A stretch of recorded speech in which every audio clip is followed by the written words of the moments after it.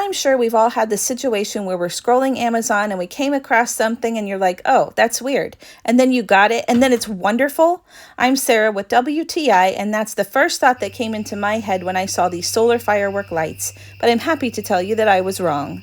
They are super easy to set up, and with just a few hours of charging, these will bring charm and fun vibe to any backyard barbecue.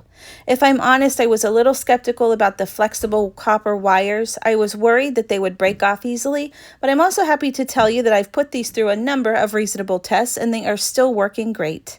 I like that I have the option to have them flash off and on, or just have them always on, and it's a simple switch on the bottom of the solar panel that changes the mode. The wires are super flexible and you're able to design your lights in any manner that you'd like. These are the coolest things I have in my backyard. I'm kind of a sucker for solar lights and I have a lot of them throughout my garden and my yard, but these are so unique and beautiful, and it didn't take long for them to become my favorites. And that's my point of view.